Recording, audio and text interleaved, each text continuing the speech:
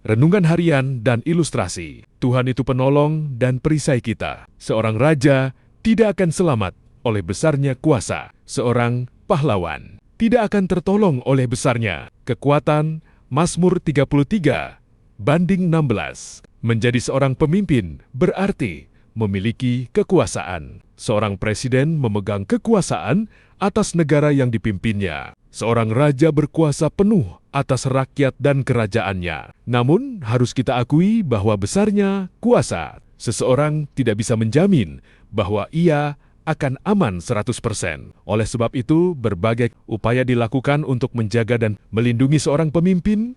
Contoh, ada pasukan pengawal yang bersenjata, lengkap, atau bodyguard yang selalu menyertai kemanapun ia pergi. Dengan tujuan agar pemimpin itu tetap terlindungi dari bahaya yang sewaktu-waktu mengancam. Meskipun demikian, masih banyak terjadi seorang presiden, raja, bos perusahaan, atau juga seorang panglima perang yang tewas terbunuh oleh musuh. Ini juga suatu peringatan bagi orang-orang kaya yang dalam hidupnya selalu bergantung dan mengandalkan uang atau kekayaannya. Rumah mewah dilengkapi dengan sistem penjagaan yang ketat, pagar tinggi, satpam, dan juga anjing yang berkeliaran menjaga rumahnya. Tetapi jika maut akan merenggut nyawanya, tak kurang jalan. Dapat disimpulkan bahwa kekuatan, kekayaan, kekuasaan, dan keperkasaan seseorang tidak dapat menjamin keselamatan jiwanya. Seperti dikatakan, kuda adalah harapan sosial untuk mencapai kemenangan, yang sekalipun besar ketangkasannya, tidak dapat memberi keluputan.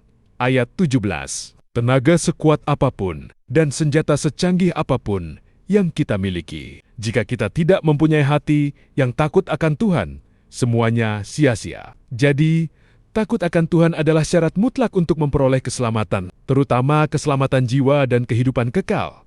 Karena sesungguhnya mata Tuhan tertuju kepada mereka yang takut akan Dia, kepada mereka yang berharap akan kasih setianya, untuk melepaskan jiwa mereka daripada maut dan memelihara hidup mereka pada masa kelaparan. Ayat 18-19. Tuhanlah yang senantiasa menjadi penolong dan perisai bagi orang-orang yang takut kepadanya. Dia selalu punya cara yang ajaib dan tak masuk akal. Itulah yang disediakannya. Baca 1 Korintus 2 banding 9. Apabila orang-orang benar itu berseru-seru, maka Tuhan mendengar dan melepaskan mereka dari segala kesesakannya. Mazmur 34:18. Renungan kedua, kenyang dengan apa yang ada padanya. Orang yang murtad hatinya menjadi kenyang dengan jalannya, dan orang yang baik dengan apa yang padanya.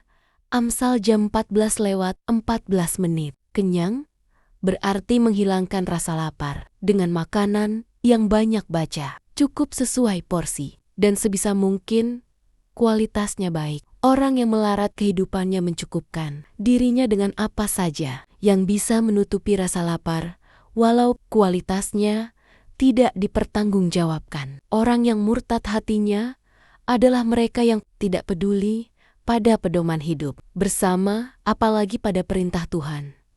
Mereka menjadi kenyang dengan jalannya berarti menjadi puas dengan keadaan. Seperti anak yang kecanduan bermain game di handphone, lalu lupa makan, yang pada akhirnya akan mengalami berbagai penyakit. Secara spesifik, tidak ada orang yang sepenuhnya baik. Sebaik-baiknya, orang pasti ada kelemahannya. Orang baik itu adalah mereka yang selalu mau memperbaiki kesalahannya sesuai dengan kehendak Tuhan, sebab hanya Tuhan yang baik dan adalah sumber kebaikan. Orang baik kenyang dengan apa makanan, yang memang makanan yang ada padanya menggambarkan bahwa satu ciri orang dan keluarganya yang beriman adalah bahwa mereka tidak kekurangan makan. Tetapi tidak semua orang yang tidak kekurangan makanan adalah orang baik. Orang beriman itu diberkati dengan makanan yang cukup, bahkan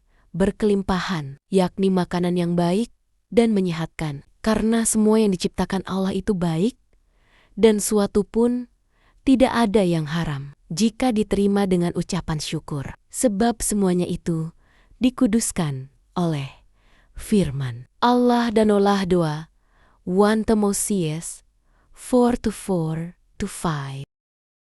Ilustrasi.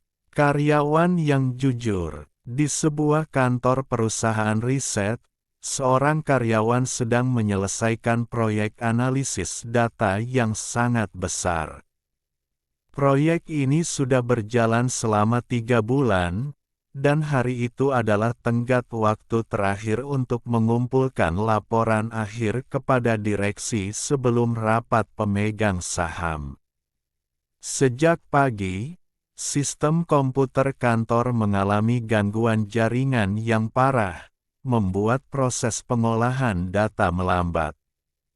Ketika waktu menunjukkan pukul 4 sore, 1 jam sebelum batas akhir, data yang berhasil diproses baru mencapai 85%. Karyawan itu mulai panik dan keringat dingin keluar.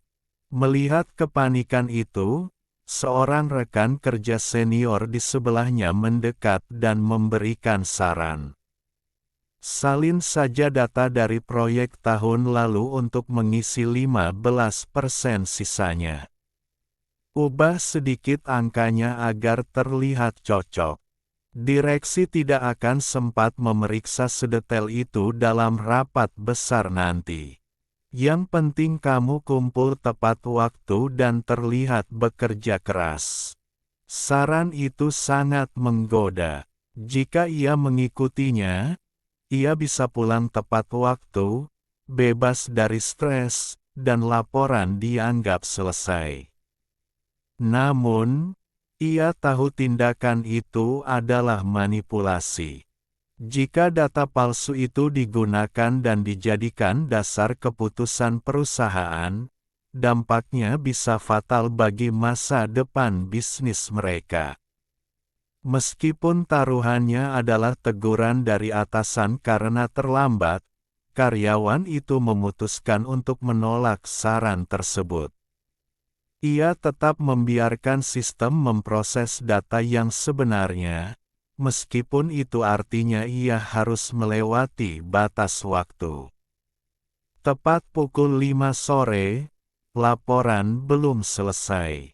Atasannya masuk ke ruangan dengan wajah tegang menagih tugas tersebut.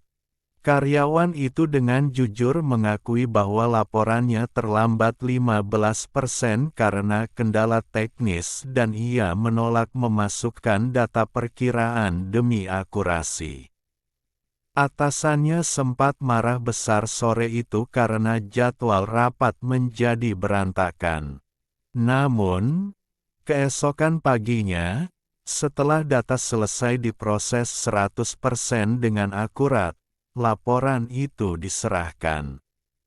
Saat direksi memeriksa, mereka menemukan ada perubahan tren pasar yang sangat krusial di sisa 15% data terakhir tersebut, sesuatu yang sama sekali berbeda dari tahun lalu. Jika kemarin karyawan itu memalsukan datanya dengan data tahun lalu, perusahaan akan mengambil investasi yang salah senilai miliaran rupiah. Teguran kemarahan kemarin berubah menjadi apresiasi tinggi atas integritasnya yang berani jujur di tengah tekanan waktu. Dalam dunia profesional maupun kehidupan sehari-hari, kita sering kali dihadapkan pada situasi terdesak di mana kecepatan atau ketepatan waktu menuntut kita untuk mengorbankan kejujuran dan kualitas. Tekanan dari atasan, lingkungan, atau keadaan sering kali membuat pilihan untuk memanipulasi hal kecil terlihat sebagai jalan keluar. Namun, jalan pintas yang diambil demi menyelamatkan muka sesaat sering kali menyimpan bom waktu yang bisa menghancurkan reputasi dan dampak yang lebih besar di masa depan. Lebih baik menanggung konsekuensi atau teguran karena mempertahankan kebenaran dan proses yang jujur, daripada mendapat pujian sementara dari sebuah kepalsuan. Integritas diuji justru saat kita berada di bawah tekanan terbesar. Rancangan orang rajin semata-mata mendatangkan kelimpahan, tetapi setiap orang yang tergesa-gesa hanya akan mengalami kekurangan. Memperoleh harta benda dengan lidah dusta adalah kesia-siaan yang lenyap dari orang yang mencari maut. Amsal 21:5-6